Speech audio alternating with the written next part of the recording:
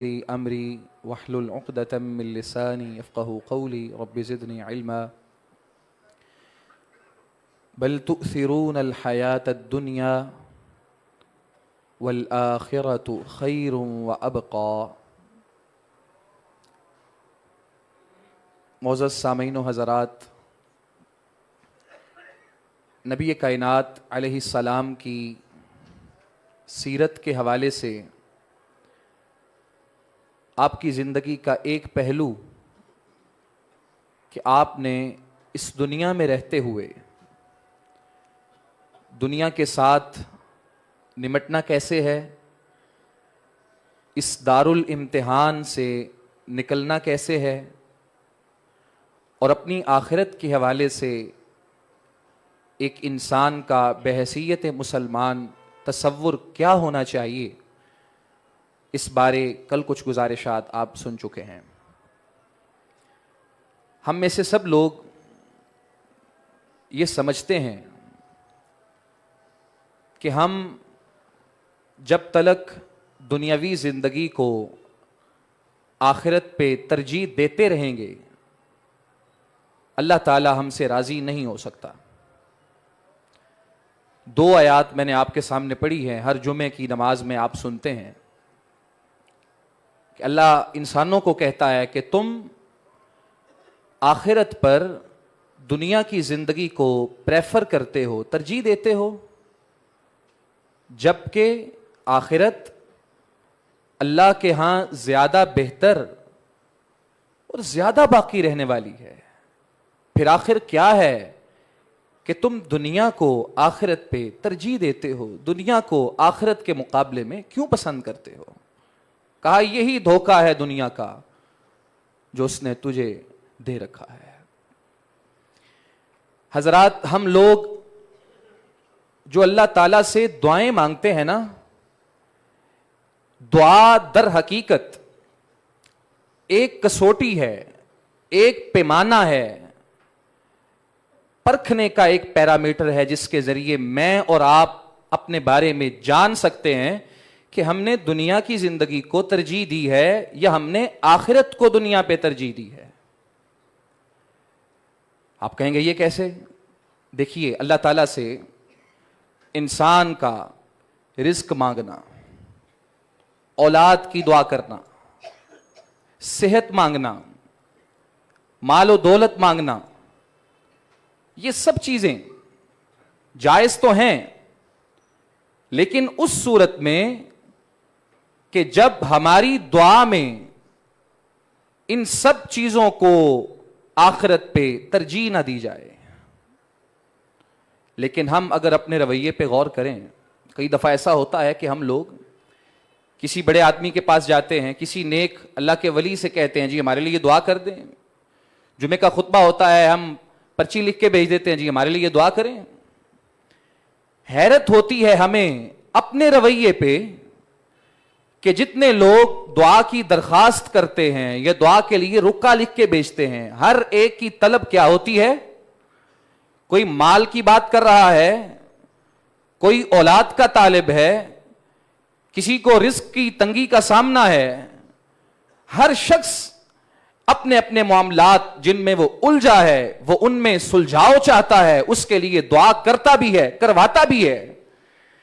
لیکن سوال یہ پیدا ہوتا ہے کہ بحیثیت مسلمان ہم جب اللہ کے سامنے اپنے ہاتھ پھیلا کے اس سے مانگتے ہیں، ہم کتنی دفعہ اللہ سے یہ کہتے ہیں کہ اللہ ہمارا ایمان پہ خاتمہ کرنا، ہماری آخرت کی بہتری ہو جائے، ہماری اگلی زندگی آسان ہو جائے۔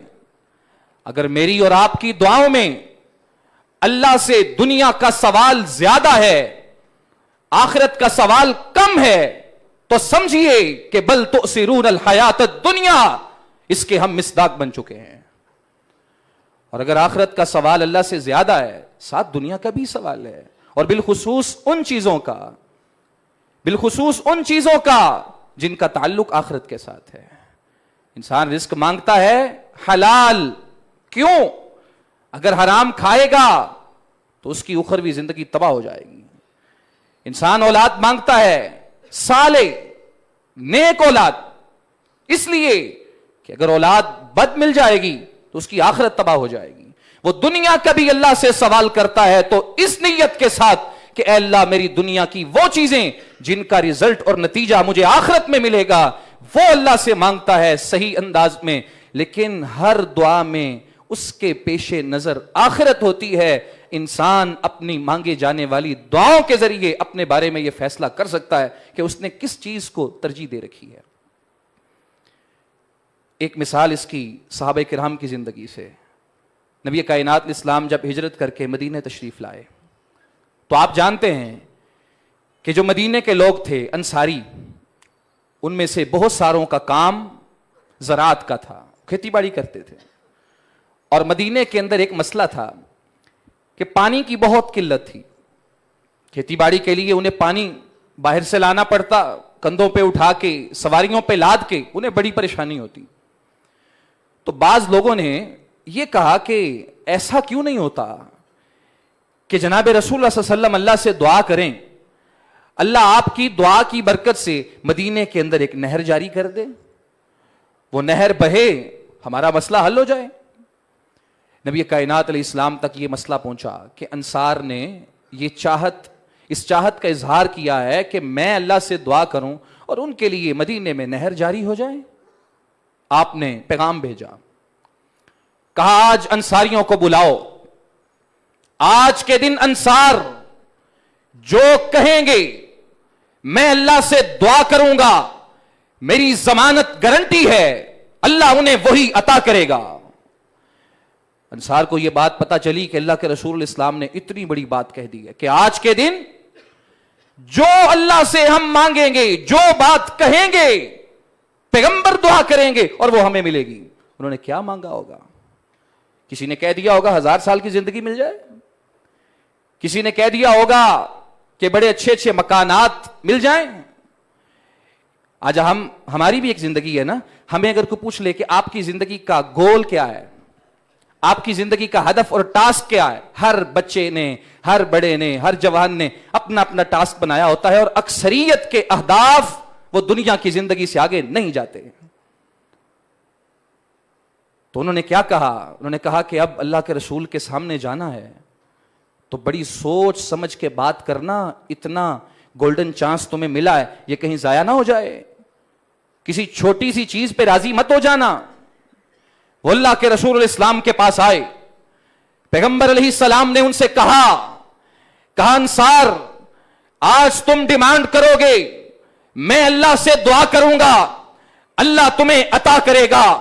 سارے انصاری صحابہ رسول کائنات علیہ السلام کے سامنے کھڑے تھے، کسی نے دنیا کا سوال نہیں کیا بلکہ ایک بات کہی، اللہ کے رسول اگر آج بات آئی ہے اللہ سے دعا مانگنے کی اور ہمیں ملنے کی تو اللہ سے کہہ دیں کہ اللہ ہم سب انصاریوں کو معاف کر دے. جناب رسول کائنات الاسلام نے اپنے ہاتھ اٹھا لیے، اللہم اغفر للانصار وابناء الانصار وابناء ابناء الانصار.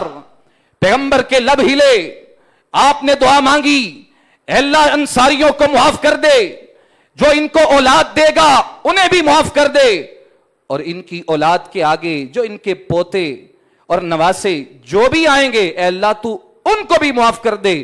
اللہ کے رسول علیہ السلام کی اپنی سیرت اور آپ کی زیر تربیت رہنے والے جو صحابہ ہیں ان کی زندگی مجھے آپ کو سبق یہ دیتی ہے کہ آ جاؤ، ہماری جو دعا ہو اللہ کے حضور اس میں میں اور آپ اپنا جائزہ لیں، ہم آخرت کے لیے کیا ذخیرہ کر رہے ہیں اور دنیا کے لیے کیا کچھ مانگ رہے ہیں. کہیں ایسا تو نہیں ہے کہ ہم تحبون العاجلہ، دنیا کو تو بڑا چاہ رہے ہیں، وتذرون الآخرہ، آخرت کو چھوڑے چلے جا رہے ہیں. اگر ہمارا یہ رویہ ہے تو آج ہماری نیندیں اڑ جانی چاہیے، ہمیں فکر مند ہونا چاہیے کہ ہم اپنی دعا اللہ سے جب مانگ رہے ہیں ہمارا آخرت کے لیے کیا سٹور اور کیا ذخیرہ ہو رہا ہے. اللہ تعالیٰ مجھے آپ کو یہ فکر لگانے اور اس حوالے سے اللہ سے مانگنے کی توفیق دے. وما توفیقنا الا باللہ.